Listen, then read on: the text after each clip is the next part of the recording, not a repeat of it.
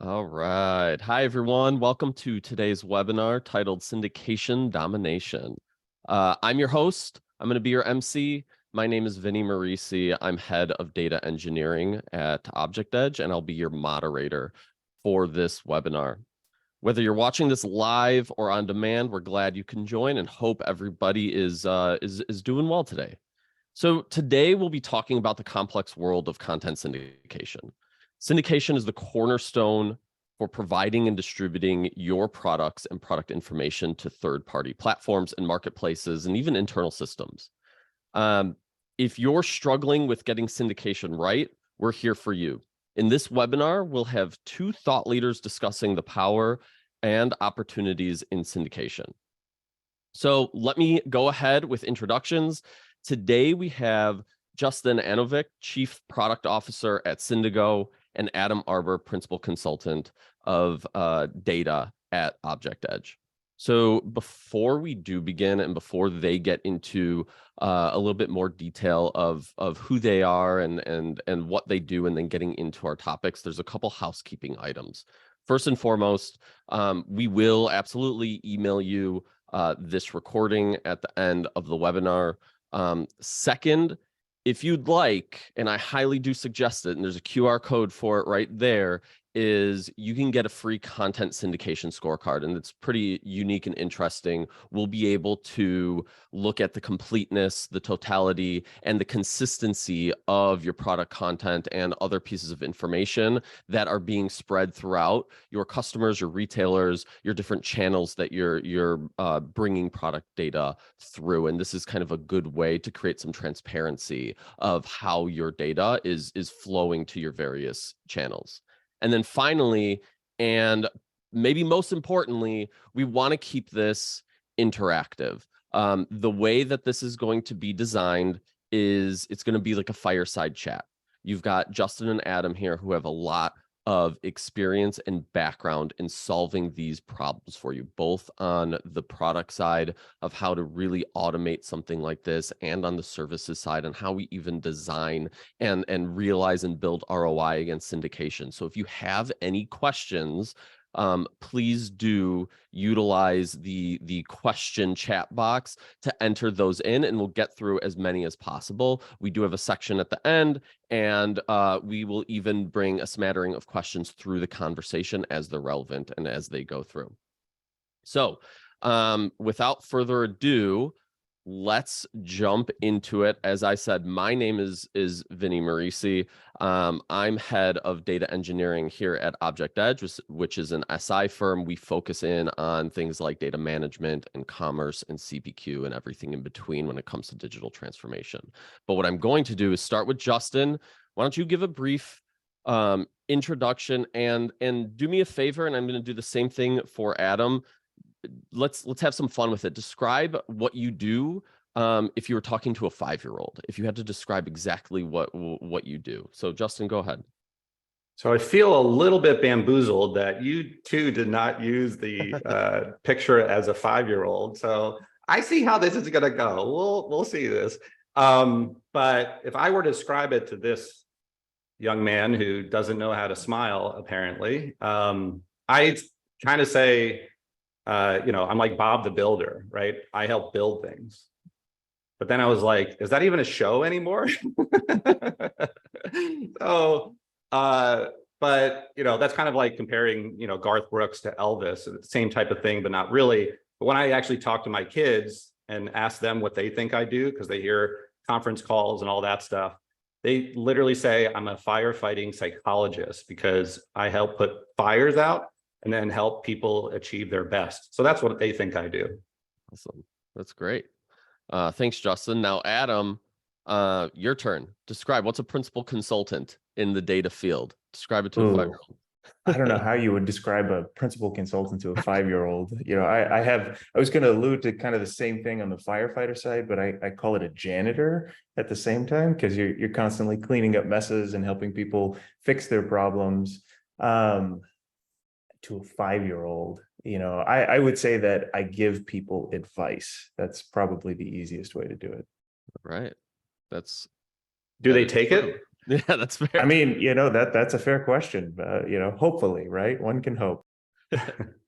So let's kick things off with a few topics, and let's start broad, and then we're going to go into maybe some more detail here. So Justin, I want to start with you on our first topic, and it's really, can you intro content syndication for us, and then maybe specifically who Syndigo is and how they accelerate or how they help customers enable something like product syndication, and why it's so difficult for some organizations?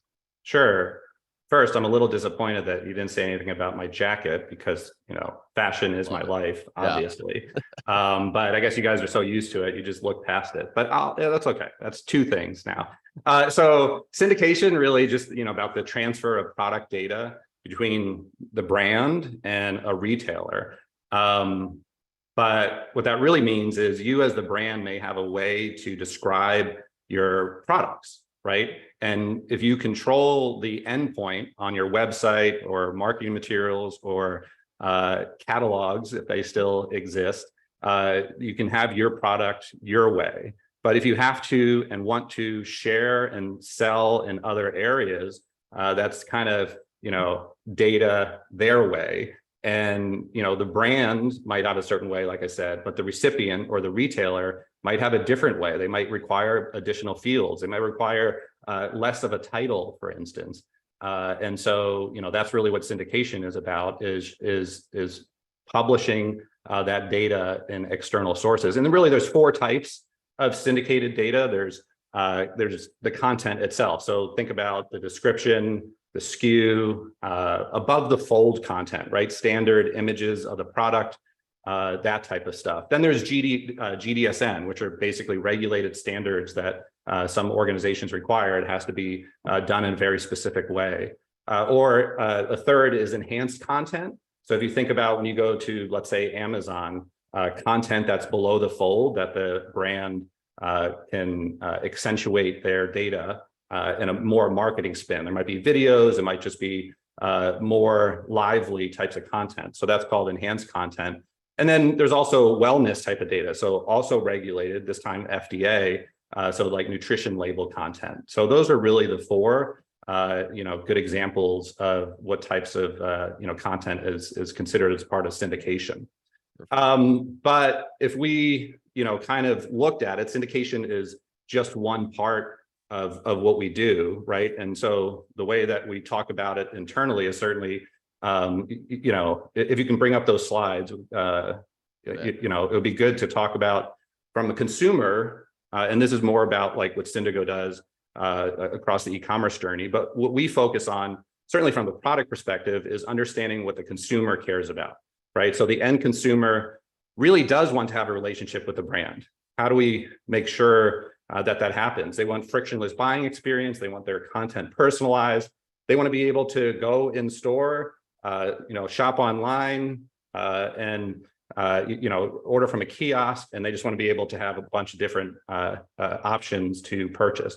But what the company cares about are different metrics, such as increasing average order value, obviously transactions, how to lower customer acquisition costs, improve the abandoned carts. But they too want to ensure that there's a strong brand experience. And so where we come in, if we look at from an in-store perspective, we do, nutrition labels. We do, if you just, sorry for all the builds, planograms, space management, these types of things in store. So when you go into a grocery store, for instance, and you see all of this type of content there, there's a good chance that Syndigo has provided that. But also from a digital perspective, we do certainly data quality. Really should have taken out the builds. I'm sorry, Vinny. Comparison charts.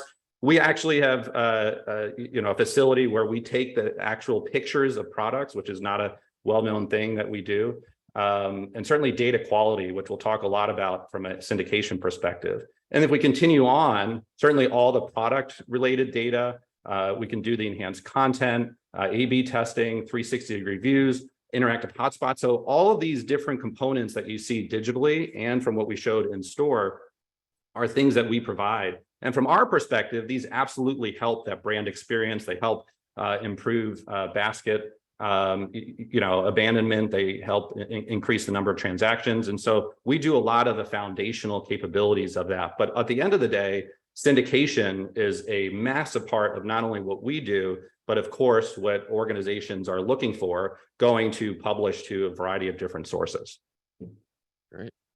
Thanks, Justin. So piggybacking off of all of those elements, Adam, I turn to you as a principal who has worked with a lot of these organizations, who maybe has some empathetic feelings on what these businesses are struggling with. What's your thought, maybe starting from how you view content syndication and why that's a struggle right now for so many folks?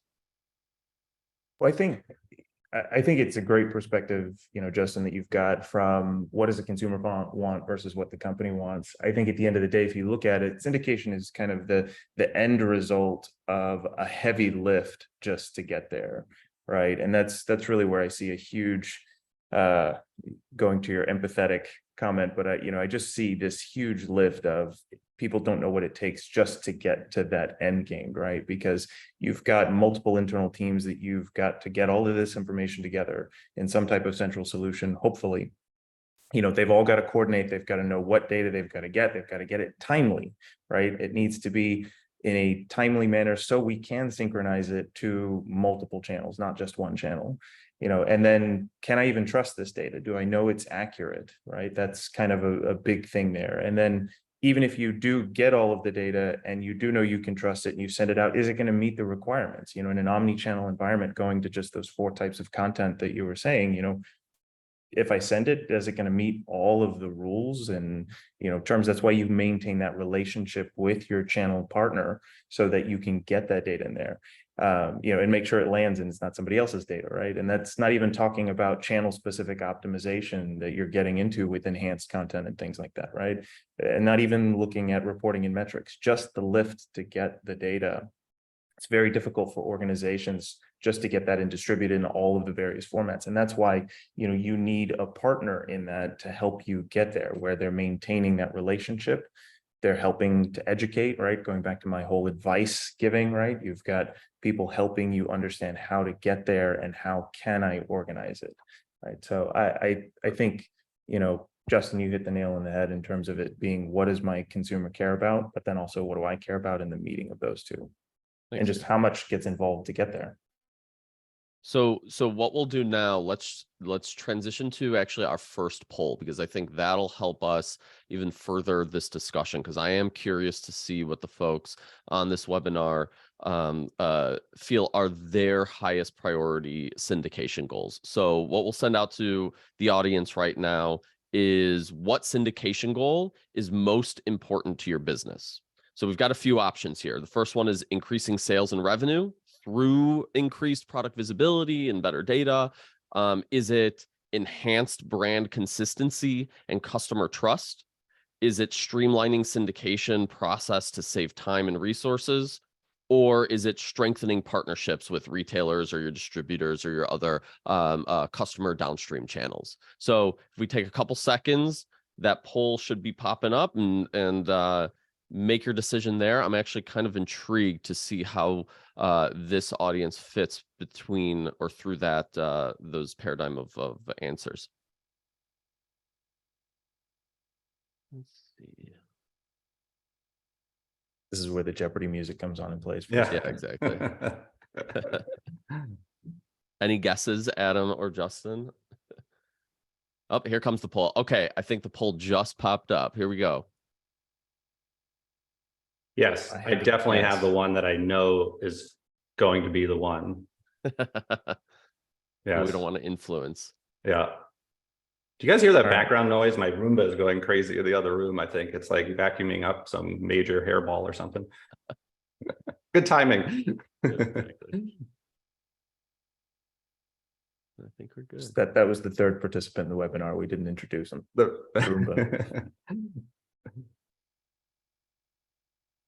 Okay. Yes. All right. So If you guys can see those poll results, Adam and Justin, it looks like 40% increasing sales and revenue, which to me isn't that big of a surprise, because I think at the end of the day, it comes down to brass tacks. Like, why are we even doing this? It's to increase sales and revenue. So I'd like to get some thoughts. Maybe Justin, first your thoughts on the poll, and then Adam, or you guys can converse about this.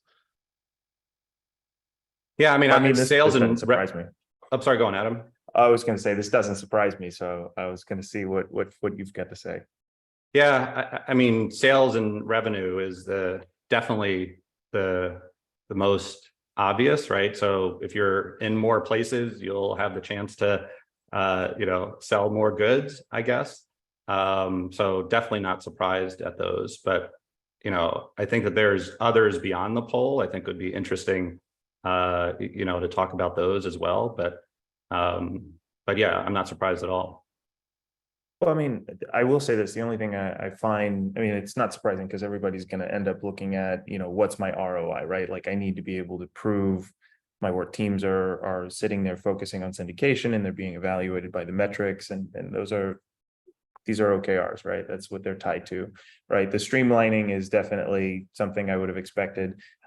I am a little bit surprised at the strengthening, relationships with their retailers, just because, either, like, if you look at it right now, we're watching Amazon and all these others sit there, change the rules, changing, the definition of things. And I don't really see that being very well communicated.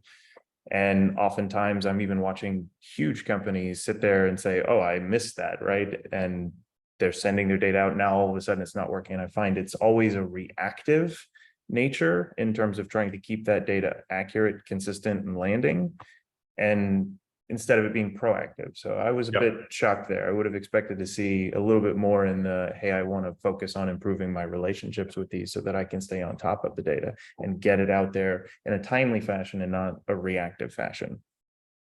Yeah. Perfect. I will say that the top answer here does have a good segue into the next topic, because the next topic we want to talk about is specific around e-commerce revenue. And Adam, I will start with you again. And I think, let's put ourselves in the shoes of a B2B organization for a second, right? And what is that relationship between striving for a really good, clean way of syndicating data to my customer network, and that ROI around digital commerce sales, e-commerce sales? You've got a lot of, I think, cynicism around this in some cases, where, hey, we have folks that work with sales folks directly, or we've got, if it's in grocery, it's on store shelves, and we're not seeing that much e-commerce, even though that might be a misnomer as everything grows. But I want to get your thoughts specific to syndication, how that helps drive or almost create a market in e-commerce for industries. Go ahead, Adam. I mean, there's a lot to say there. We've kind of been on this, this trend, as I see it, for the last 5 years of, the demands have only increased, where it's, I need more data and I need it faster, right? And everybody needs it different. We've, everybody's kind of gone through their own digital transformation. Like, every organization has gone through their digital transformation, and they've all got their own definition of, this is how we see the world. And you've got to adhere to that. Plus, you also have to adhere to your own company's way they see the world, right? So this whole more, faster, my way, I call it, every version of the product, everywhere, every time. That's just kind of the way I look at it, is really what has been the trend. In terms of, what we're looking at there, we're looking at enhanced content there below, the whole below the fold, the sustainability, traceability stuff, and the reason for this and the why is there's a demand for it, especially in the B2B side of it, right? The enhanced content is helping customers who've now transitioned to, your online buyers experiencing the product. I need product demonstrations. I need unboxing. I want to know what's inside of this. I want to know where it comes from, who makes it. We're starting to see nutrition labels coming up on wine bottles and liquor and things like that. And you're like, okay, these are coming from customer demands, right? And so that is what I see as kind of the big thing, is that your customer, your end person going to back to the beginning where it's what does my customer want, is your customer has changed. I'm not going to get into, COVID and all of those events that have really changed the buying behavior, but even just in general, the buyer is changed as well from an aging population. People who are now out in the market, especially in the B2B world, buying are people who grew up buying online. Just maybe 5-6 years ago, those people weren't, right? Those people who grew up buying out of magazines and over the phone. Great. Justin, any thoughts on that? That all makes sense. Well, most of it. Well, some of it. No. First of all, I think I have ADD because I can't get out of my head, and I'm hoping somebody on this can answer, because my TV guide stopped working last week. Is Bob the Builder still on showing somewhere? Somebody figure that out, because I don't want to multitask during this. Justin, it's called, as somebody who has a 1-year-old daughter, it's called pupstruction now. It's puppies doing construction. So that is what I believe is the current one, along with Bluey, because Bluey has taken over the world. So those are kind of the two. I have not seen Bob the Builder too much. Okay. Good to know. I will not use that reference anymore. But so certainly those 4 that we talked about, but working closely with our customers, there's negative customer reviews, there's returns, creates dissatisfaction with the retailer, the brand.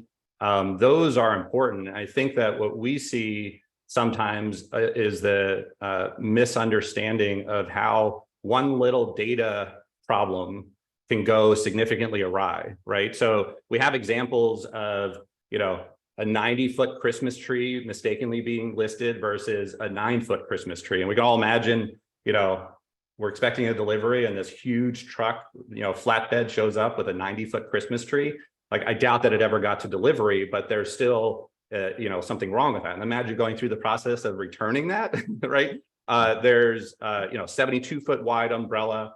I think that the best example that I have is the big toothbrush, right? So you order something online, you don't really think that there's a possibility that it could be too big, and it shows up. Well, I got 2 of these and it was the wrong size. I went back and there was definitely a data problem there. So the data quality and the importance of that causes all of these downstream problems that, the reviews, the returns, all of that. And yes, returns are a part of overall revenue, but that data quality is a huge problem. I mean, that's where we spend most of our time, certainly, is focused on, the data quality engine to make sure that it checks all of those different components, to make sure that not only what the retailer is expecting, but what the brand wants, and to make sure that you don't have those issues, right? And it could be just the wrong size image, or it could be too many words in the description, but obviously an impact of getting large, toothbrush or a large Christmas tree has all these downstream impacts. Yeah. Well, and just even make that more real, right? Like the toothbrush is a great example, but I mean, I've even seen that where I worked with an organization not long ago where, one of the biggest, return fiascos that they had was a digital image slipped through a checkpoint. Basically, they had their workflows, they had their governance, they had the tools, and even still, you need those checkpoints and the governance to define that, because what ended up happening is it was a box fan and it came pictured as a white fan, but it was actually green. The data said green, but the hero image ended up being a picture of a white fan. And people, who shop online, they're looking at pictures. They're very visual. That's why we have that enhanced content. They bought this fan. There were thousands upon thousands of them ordered, and everybody was getting a green fan, expecting a white fan. So, even though you got a big toothbrush, just something as simple as an image, the primary image not being correct, just totally screwed it up. Yeah.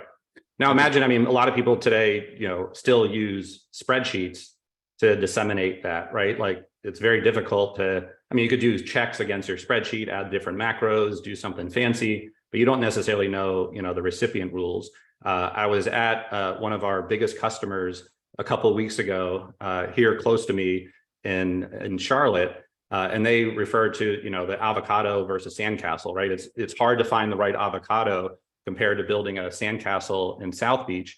And it's important to make sure that that data is so, clear and right down to what's required. To your point, the image might not match the description, And they just talk about it as the avocado problem. So yeah, I think you guys both hit it on the head, because there's this competing, or maybe it's not competing, but it's overlapped in the conversation where it's like, oh, if I have good data governance, or I have these checks, all of a sudden that's going to solve all of my data quality issues. And I always like to say data quality and data governance are actually two different things, both vitally important, don't get me wrong, but data quality in many cases is actually the harder problem to solve, because that is sometimes it's like a needle in a haystack, that you're trying to figure out, what are these bear traps, what are these bombs within my data that can lead my customers awry, like that, Adam, what you're talking about, as simple as a green fan to a white fan, that's 100% return rate if people care about the color, right? Yep. So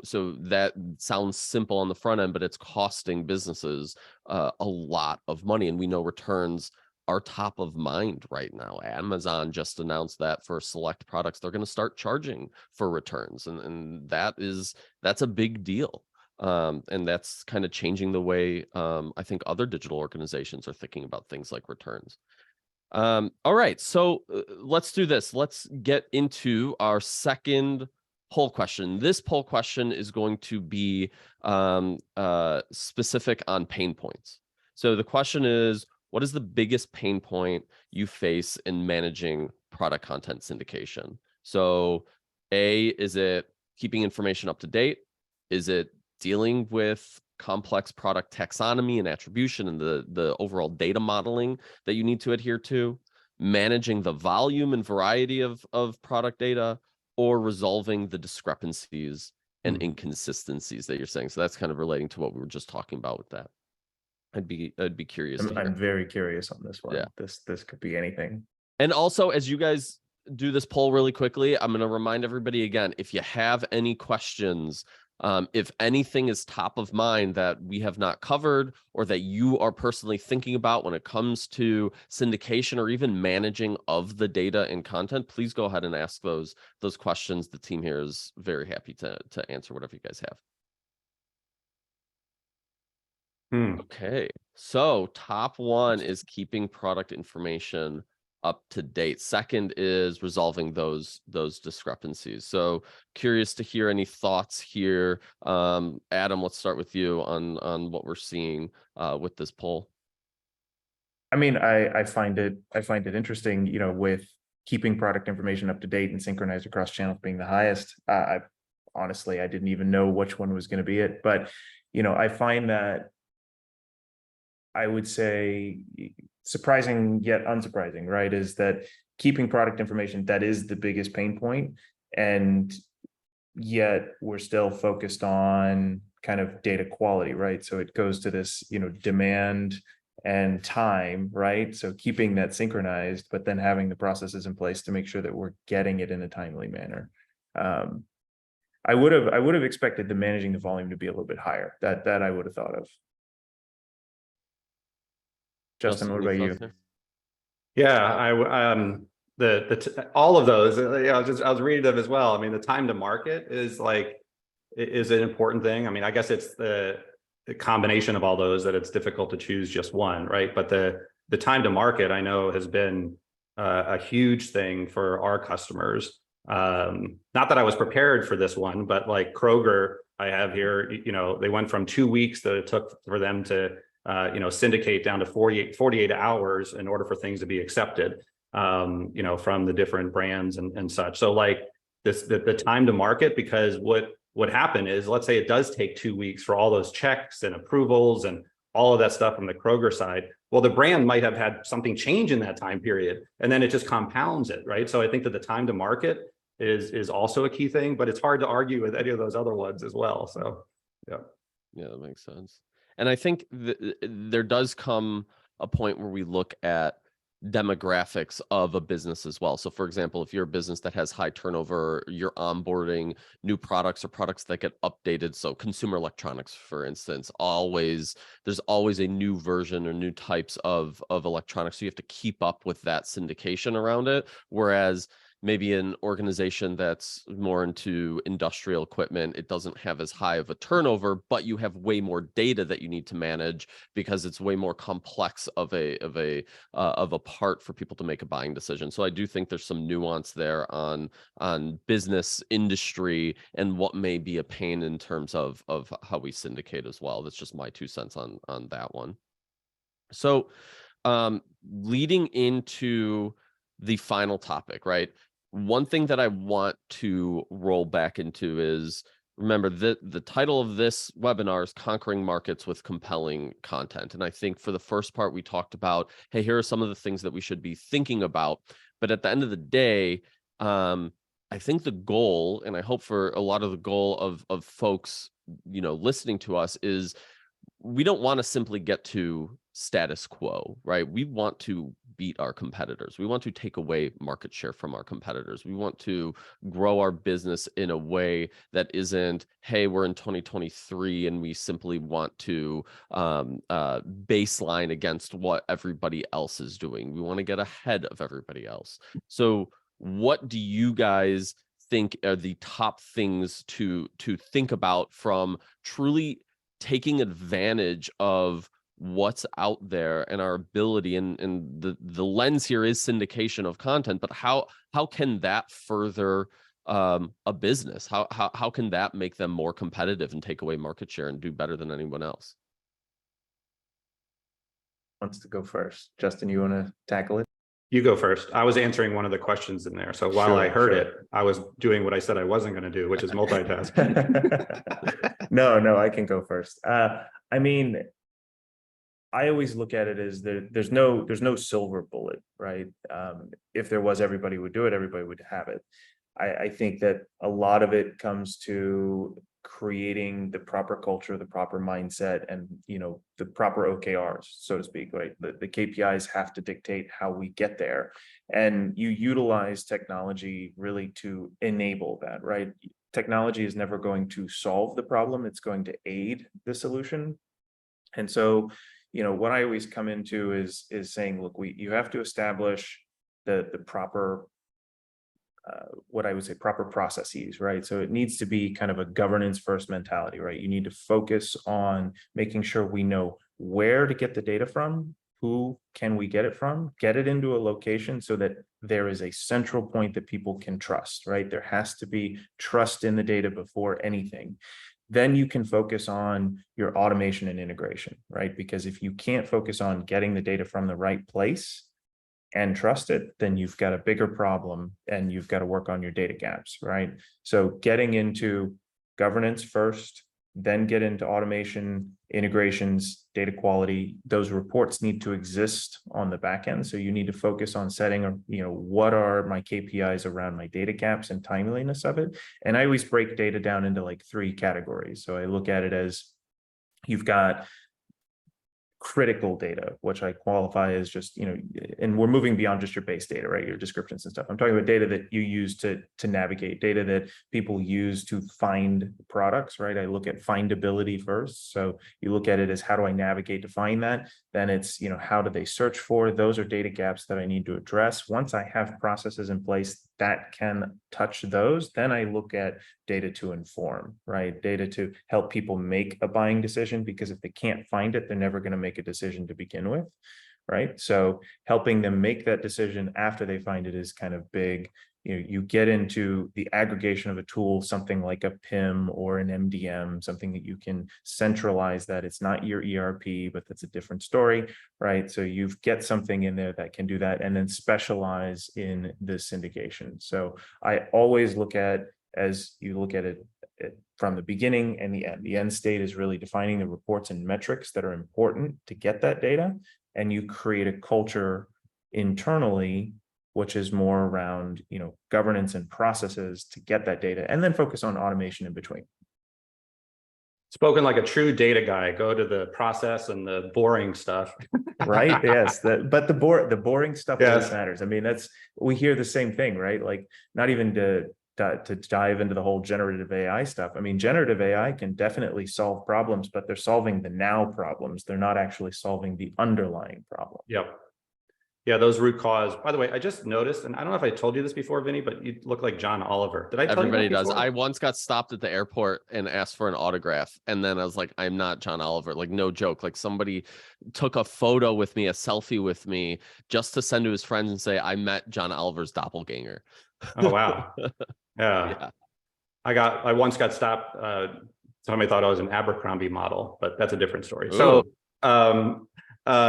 yeah. So to me, I mean, coming out, being here at Syndigo, not to do the total commercial, but it is interesting. You need to syndicate. You need to sell in these other places. You can't just rely upon your own direct channels. There's the indirect. I mean, just the amount of effort and time that it takes to understand the retailer's requirements is pretty significant. I mean, we have like 1,500 plus integrations to retailers that we manage, right? And they're like, some of them are 10 to 12 hours a year. Some of them are longer to figure that out. And I can only imagine you take your spreadsheet, you go and work and understand the retailer's requirements. What happens when those retailer requirements change? You're not notified, your products get dropped, right? Like, that whole cycle is unbelievably interesting and important, is managing those end parts, right? And so, yes, I think everything that you said, the governance, the process, all of that stuff, it goes into it. But what happens if you need to sell on 100 different marketplaces or different areas, right? Like, that relationship and that time is crazy, the amount of effort that goes into that. And again, not to do the commercial, not that I have the logo on me the whole time, but like that is the most impressive thing that we do. Plus, understanding the data quality piece, and it is amazing to understand how much time it takes just to manage those relationships. Yeah, I do want to really quickly just, I know I'm the MC here, but I do have some experience on this topic. Is that you had this era of vendor portals where it was just go into a vendor portal, download my spreadsheet, enter your data, and then that's how you get your products up and running on your customer channels. Now, in a vacuum, there's probably nothing wrong with that, right?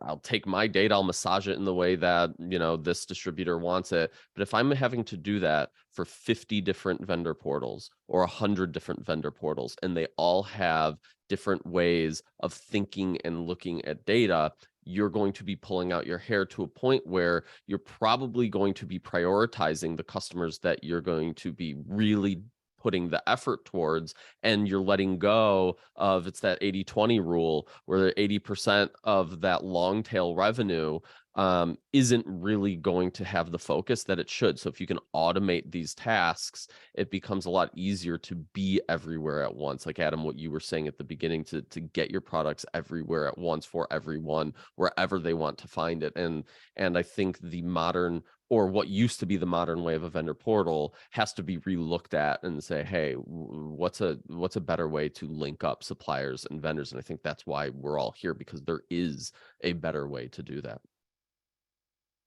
It just needs an exchange, right? It's a data exchange. And that goes to the point that Justin was bringing up, is you need a partner in that to help you with it. Because Vinny, your point exactly around how many vendor portals do I need to work with now, right?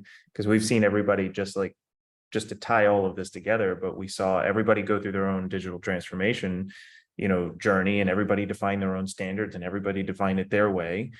And now we've seen a lot of people release their vendor portal, and I need to go on to that vendor portal and that one and that one and that one and that one, plus these data exchanges or a combination of them. You're right. We need some type of middleman in the between that to get that data, I would say, transferred between the two in the right standards. Take that off of my plate, so to speak. Great. All right. So I do have a couple questions for you guys. So the first one, something we haven't talked about just yet, and I'd be interested to hear your opinion on this. How do we handle pricing and inventory management? So we've been talking about product content and getting the content out there, but then there is the transactional pieces of information that need to be consistent across these channels. What are the thoughts on inventory and pricing and other transactional elements that are associated with this? I think you have a lot of experience here, Adam, or more, if I remember. Oh yes, I do. I can talk about that quite a bit. But if we look at, so right now the demand for inventory is going through the roof because we've seen supply chain issues. We've seen, realistically that even though you say it's going to be on this time, it's not really hitting that timeline. And there are a lot of people who have lived through this whole, just in time inventory process. And the moment that thing breaks down, it domino effects. So, realistically, what I'm seeing right now with inventory and dealing with inventory is really creating direct feeds and almost allowing your outside organizations to be able to tap in and get that data. I'm starting to see that. Whether that comes to fruition and becomes mainstream, I don't know, but I'm starting to see that organizations want to reach in and be able to say, can I get your inventory information live in some way, shape, or form? Right. And then I do have one more question here, which I hear a ton, right? Because this is, at the end of the day, what we need to answer, which is, how do we measure success? What are our success metrics of syndicating content in an efficient, effective manner? I think there's two sides of the equation, from the efficiency side and from the revenue side. But what am I going to do as somebody who is in charge of maybe product management or in product data? How do I describe to C-suite what a successful program looks like? Yeah, so it's interesting when so CFOs very rarely sign off on efficiency gains these days, right? Because, remember vividly, a CFO was like, if I signed off on all the efficiency gains, that means we'd have 0 people based off of how efficient we just became with all of the different products that claim efficiency. It is important. It is a critical thing. It is probably one of the easier things to measure, right? It used to take me 7 people to do this work. Now it takes 3. That's a definitive piece. But it comes down to, definitively sales, time to market, reduced returns. Those are the big dollar amounts. Now, could you attribute everything to the syndication platform or other pieces? Well, it's the whole life cycle of it, but it's really those 3 that are the things that move the needle the most. And again, efficiency is great, but it's limited compared to the upside of sales returns. If you can measure brand satisfaction, customer satisfaction through reviews or anything like that, that's a 4th one as well. But that's what's getting signed off on by CFO, and that's what's getting tracked internally the most. Yeah, I agree with that. Adam, any thoughts there? I mean, I agree with it as well. I do have a perspective going to my data self over here, right? But I do have a perspective on, I think there are certain metrics that, there are certain wars, let me say it that way, around metrics that I just won't touch or breach, because they're stuff that is too soft and very hard to quantify.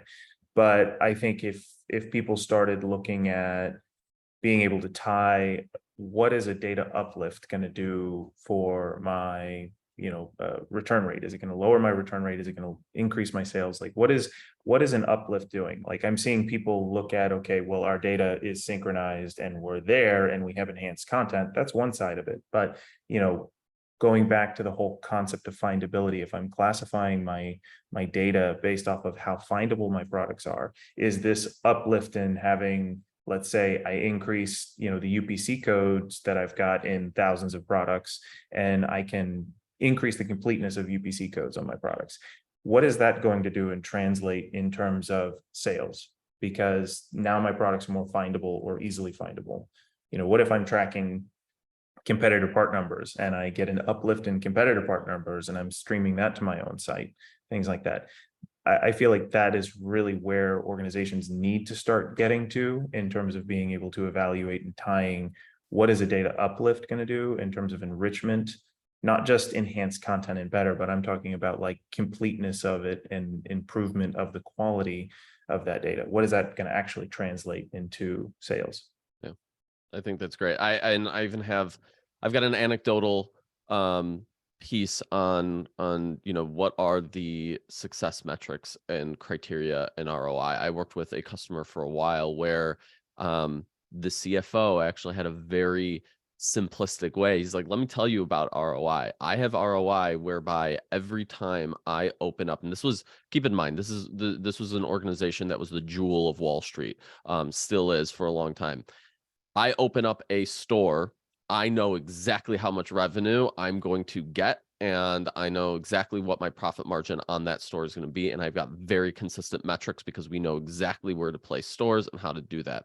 So what we ended up doing and building out a data strategy is almost flipping it on its head. Let's take that exact way of thinking about it, right? And when I think about syndication, it's like view all of your customer channels as a way to properly gain some sort of revenue uplift. Now, they're not all going to be consistent, right? I think we still live in a world where, especially in digital commerce, there are massive players and then there are niche players in it, but it's slowly, I think, chipping away, and there's more and more digital areas where all of us are looking to purchase goods and products and services. And so when you look at it like, hey, if I am at 10 places right now, and by next year I can get to 50 or 100, or even ignore the starting number and really exponentially increase where I can be,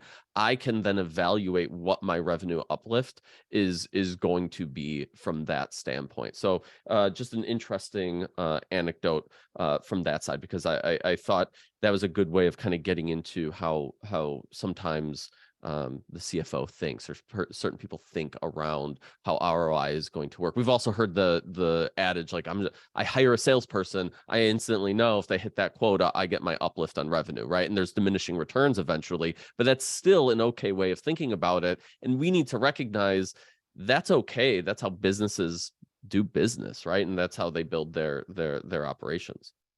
So thank you guys. I think this was fantastic insights from both of you. I'm going to pull up the thank you slide as I fumble through here. That's our team in real life, not a Getty image, I'm sure. That I really want to appreciate all of the folks who have stayed on to this webinar. A couple things. One, you will get within the next couple days a recording of this webinar. Two, if you want a syndication scorecard, and I swear this isn't just some sales pitch, it's actually a review of consistency around your data, from how you are presenting yourself and your brand through all of your different channels, and understanding the completeness of it and the effectiveness of it compared to your competitors. It's something that's really powerful. And if for nothing else, it just gives you a view of where you stand right now. So if you are interested in doing that, there's the QR code right here. I'm sure we'll be sending out a link for it as well. And we'd love to be able to look at that. So again, thank you to everyone on this webinar, and appreciate your time this morning. Hope everybody has a great rest of their week. Thanks, guys. Thanks, Adam. Thanks, Justin. Thank you. Thank you.